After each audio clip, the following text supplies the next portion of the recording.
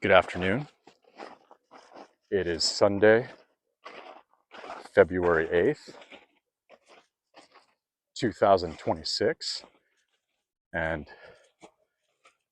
it's the afternoon because this morning I was attending the last of a 3-day search and rescue course that culminated in a all-day outdoor session yesterday in a frozen cornfield. And so we were running drills in teams looking for mannequins that functioned as pretend victims, and we were out there shivering and doing our best to manage the chaos and absence of information that hopefully mimicked a real world scenario. It's something that Bill Matney in all of his trainings refers to, which is establishing a frame of reference for your experiences so that when you're out in the real thing, even if it's not a perfect model, it suffices to give you some familiarity with right action and what you should do next. And so I was able to get out here today on a cold day. It's still in the 30s, but as you can see, there's a lot less snow on the ground. And more importantly, we were able to bring Mathilde along with us. So this is the first time in over 2 weeks that the three of us have gotten together and had a chance to walk around the park. And I feel really happy to have both dogs with me today. And you can see they both wear what's intended to be weighted vests, but especially for Mathilde, I think the main function, especially on days like today, is to serve as an additional layer of warmth. And so she's super happy to be out here. And she's always trying to find something to do, whether that's locating an object she can put in her mouth until I tell her to leave it, or picking up the slack on the lead so that she can bring it back to us when we're on our walk. And so she's a busy and driven dog, and sometimes that gets her into trouble, but most of the time it just requires a soft correction, and she's back with me and Marko, and usually stays at his heel, especially when the environment is unfamiliar. And so it makes me really happy to have her out here. I know that they've both been cooped up and ready to get some proper exercise. And so it's also Super Bowl Sunday, which I don't actually know who's playing this weekend, but and it's been many years since I've watched college or professional football regularly, but I love the game, and I have a lot of admiration for those that play it, and I think more understanding for those that watch it. The other thing that's happening now is that the Winter Olympics are on, and I know a lot of people are really invested in that. I love watching the Olympics, particularly the summer. But I was thinking about why I do these walks, why I enjoy them so much, and relating that to why people have such a love for sports and watching sports, whether they themselves ever played sports or not. And I think there's something just really captivating about watching people in motion.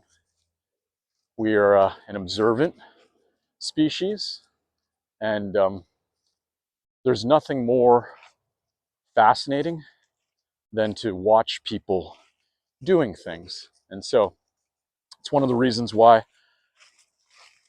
I take these walks, because for many years I would take them alone or with my dogs, and it's been the source of a lot of thinking. And the difference is now I'm simply thinking out loud and trying to put a record to those thoughts. It's one of the things that anecdotally Steve Jobs really enjoyed. He loved taking walks, and even more than that, he loved taking walks with people he knew personally and professionally to talk things out, to generate ideas, to problem solve. And on my own personal level, I found that walks are a really helpful experience for working out ideas. And so, on that note, I am well aware that my thoughts are sometimes rambling and ranging and don't necessarily have a defined start and end point.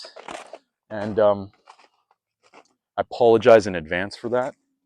I really do hope that there's at least some coherence to the things that I'm saying. I certainly don't have a script for any of this. It's really generative based on the things that have come across my observation or understanding over the past few days. Oftentimes, things that I've read, and more often lately, things that I've watched. And so, this is really just intended as a record that may or may not be helpful for others, but I know that in the things that I've read and the things that I've watched, I've learned a great deal. And one of the things that I saw recently was a talk by Alex Hermosi, who's an entrepreneur and coach. And one of the things that he said was clarity over cleverness, to communicate clearly rather than trying to sound smart. And I'll admit that I sometimes fault myself for not speaking clearly. And I'll say that in my defense, a lot of that is just a lack of forethought. Again, I'm not thinking these things out, and I'm trying to find the right words to express myself. And so, please forgive me, but also know that if you are watching and you're so inclined to leave comments, I always welcome feedback. You know, part of the point of all of this is to get better at everything, big and small, and to have humility over the process of learning and improving. And one of the things that I came across, because I think the algorithms, whether they're pre-programmed or AI generated on sites like Facebook or YouTube or X, are getting better and better at teasing out what might be of interest to the account holder. And I'd never heard of this person before, but her name is Katie Clark. And I came across one of her videos, and since have been watching many of her videos, but one of the talks that she gave was how to manifest in such a way that your desires chase you. And there was a lot to this talk, but the thing that I wanted to focus on right now was this concept that she pulled from the Kybalion, which is a book I read many years ago and coincidentally reread over the past few months. It's a short book, but the writings in the Kybalion are presented to be the thoughts and ideas of a man named Hermes Trismegistus.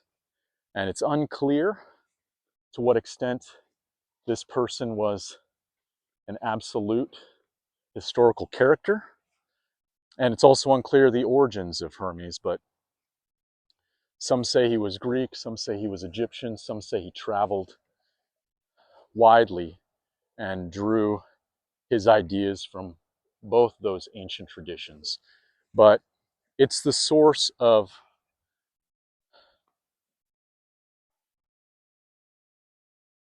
many modern religions And insofar as the idea of first principles is a useful or important thing, you hear a lot of people talking about operating from first principles, especially people in technology in Silicon Valley.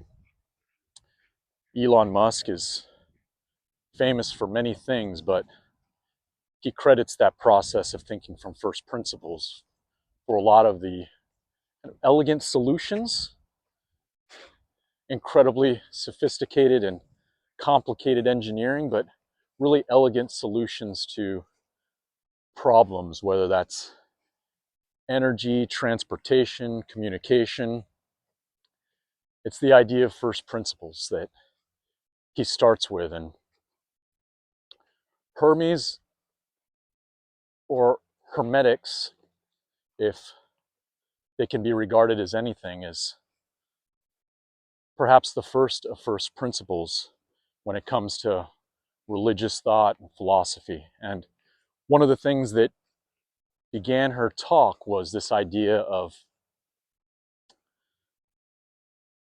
the all is mind and the universe is mental, which is straight out of the Kybalion. And it's a real fascinating thought. It has several other principles in the Kybalion, but that's where they begin. And that's where her talk began.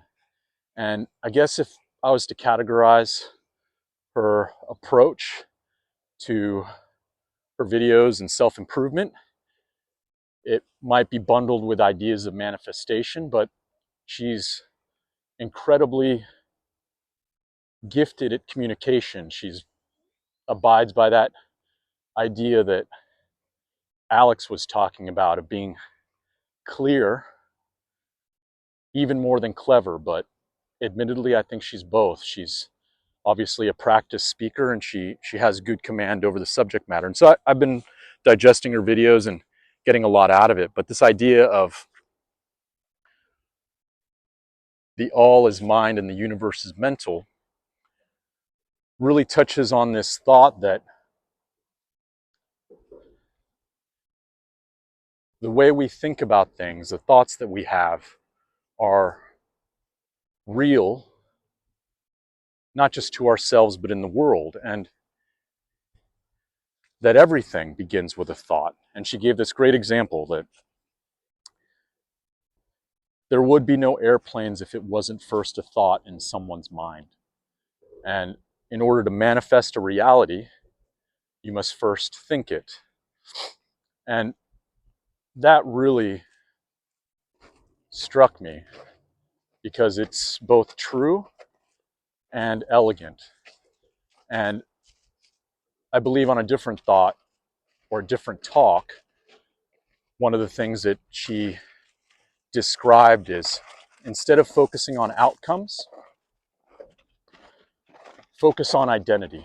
That people try to chase outcomes and it's the wrong order to direct your action. That your identity establishes belief, your beliefs generate thoughts, your thoughts elicit emotions, your emotions drive behaviors, and it's your behaviors that result in outcomes. And the mistake that people make is that they focus too much on the outcomes, but they haven't changed their own self-identity. And I thought that was a really, really powerful insight. And it's something that I've been thinking a lot about this week, whether or not I'm clear on what my own self-identity is. And I don't have an answer for that yet. I'm still working on it. But I thought it was a really good model or system to put in place and to see if it results in the outcomes that I say that I want. And one of those outcomes is to simply make a difference in at least one other person's life in the same way that works of art and works of literature have made a profound effect on mine. And part of that was, or came as a product of, conversations that I had with my sister. So last week, my sister flew from California to Kentucky to spend a week with me, which was both unplanned but sorely needed. She came at just the right time. And I don't know how many that are watching have siblings, but I had two, and I feel incredibly grateful for having had two older sisters in my life. And whether or not those are older, younger sisters or brothers, I think that what's special about having siblings is that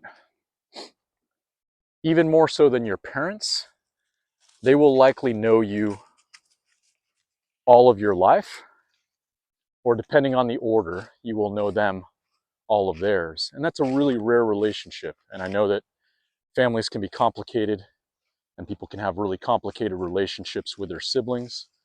But the reality for me is that my sister and I have gotten closer as we've grown older.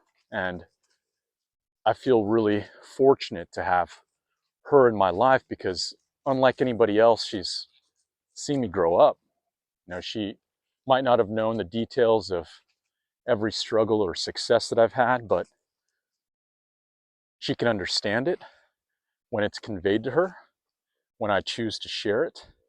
And she gives me insights that I might have missed, but come naturally to her just having observed my development. And I think I can do the same for her. And I think I might have done the same over different periods of time, but especially in this time, my sister has given me a lot of insight, a lot of guidance, a lot of support. And so I've had a great time with her.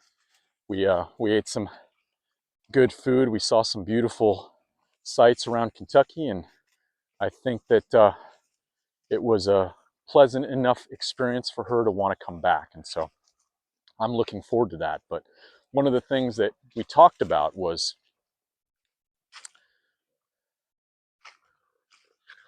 lessons, and in particular, being a part of a generation like Generation X that really had, at least the way we were raised and the place that we grew up, kind of a magical experience as youth. You know, we were really free to explore the world and make mistakes without, at least for us, no truly bad outcomes. So in a lot of ways, we were just very lucky, and that's not something that we can control. It's just something that I'm endlessly aware of and grateful for. But we had a really great childhood, and we grew up in California where, you know, the environment was athletic and a lot of fun, and multicultural in a way that maybe other places are not. But at the same time, you know, I feel like I've also made a lot of mistakes in my life, and I continue to make mistakes, and am hoping to, in some way, leave a record. So all these talks are not intended to be inspirational. If people derive inspiration from watching it, and I'm happy for that, but really in part it's meant to be just an opportunity for me to think out loud and to be frank about the mistakes I've made and the lessons I've learned and the efforts I'm making to be better now. And so we were talking about that. One of the things that came up was just this idea that you learn way more from your mistakes than you ever do from your successes. And I think that's a pretty common understanding. People say it all the time, but you know, we oftentimes try to hide our mistakes. We're ashamed of them. And so people don't get the benefit of learning. And so one of the examples that came up in our conversation was just this idea that You watch people fail in business, and it's never a happy thing to see. Those have real consequences to their lives personally and their families. But what it does for anybody else in that similar line of work is it lets them know where the limits of success might lie so they can choose a different path. And you can imagine that many thousands of years ago, if a member of the tribe was chasing down a prey animal and they followed it into the cave, and a brave member of that tribe chased it into that cave and got attacked by a bear or a lion, it, as tragic as that might have been for that individual, it was actually helpful information for the rest of the group. And so part of that is just recording different thoughts, different lessons that I might have gathered through my own mistakes to in some way help others, and in particular my sister's own children. She has 2 sons and a daughter, and my best friend has 2 sons. And so I think about them a lot, and they've meant a lot to me, and I think I've had an influence on their life, and I intend to have a positive influence for as far as I go. And so this is just another opportunity to do that, to leave a record of learning. And so whether or not they ever watch it, whether or not they ever care, is incidental and unimportant to me, because I know that at some point somebody will come across this, whether they're young or they're older or they're precisely at my age and stage in life, and it will resonate. And I know that because so many things have resonated with me that were either intended to inspire or simply a product of someone's example. And so I want to leave my own contribution to that. And the other thought that generated in me is this idea that we're the universe experiencing itself. And so I mentioned the Kybalion, which at some point I'll probably go back to. I'll have to read up more, listen to more of Katie's talks. But the other thought when I was listening to that was this Alan Watts quote, which is, we're the universe experiencing itself. And so I love Alan Watts. Anytime I ever felt like I needed to de-stress and cast my attention to something bigger than myself, I would listen to Alan and just do my work, whether that was doing art or, and I know that this is not a good thing, but riding motorcycles or walking with my dog. All 3 of those activities are the activities where I really do feel like I'm free. I'm able to get into a flow state and just lose track of time. And Alan's words, his writings would oftentimes lead me in that same direction, help me access that frame of mind much sooner than if I had nothing to listen to. And so Alan Watts has been a big inspiration to me, and that thought that we are the universe experiencing itself has been one of the kind of constant echoes or refrains in my brain. And I really do believe that. There's an interesting technologist named Jaron Lanier, who was one of the early inventors and pioneers in augmented reality. I've seen him talk in person a couple of times many years ago. And one of the things that Jaron studied very closely were cuttlefish, those things that look like squid. They oftentimes live in cold Arctic waters, and they change colors and camouflage themselves by changing the color of the surface of their skin very dynamically, almost immediately. So they can express emotion, but they can also match their environment to protect themselves. And one of the things that, I don't even know if it was Jaron that discovered it, but he certainly used it as kind of a model for the way he thought about augmented reality, is that what makes the cuttlefish unique is that there is an individual connection to the brainstem for just about every part of the surface of their skin. And so they can actually manifest their mind in physical form. And so they have this really close connection to their thoughts and the way they operate in the world. And so I've always found that really fascinating. And when I heard Alan say that we are the universe experiencing itself, that was to me like a very close simile or analogy to what I'd heard many years ago from Jaron describing the biology of cuttlefish, is that if that's true, if we're the universe experiencing itself, then we essentially have an obligation to live our life, learn lessons, oftentimes painful lessons, and in some way share them, because it adds to the collective experience of human beings and gives them inspiration for moving forward or a warning on what to avoid. And so all these talks are an excuse for me to spend time out with my dog, but they're also a way for me to do my part to contribute to this shared experience and the body of knowledge that makes us all more complete human beings. And so I think we live in an amazing time. We are super fortunate to have at our disposal people that really care and are really willing to take their time and share the things that they've learned. People like Alex, people like Katie, and many, many others. And so I don't want to take that for granted. I don't want to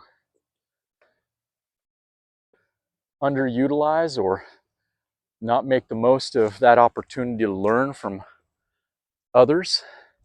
And I also don't want to miss the opportunity to add my small part and hopefully resonate with someone out there in the world, either right now or a year from now or 10 years from now. And so I really appreciate you listening, and I'm not sure really at any point what I'm going to say or how long I'm going to talk for. So again, I apologize if these things are rambling and run longer than your interest lasts, but insofar as you watch, I am grateful. And insofar as you choose to comment, I will gladly accept your feedback. And so with that, I will leave you with some parting images of the dogs, because I get to enjoy their company and they are really magical creatures. And I hope that that we can take many more of these together. Thanks.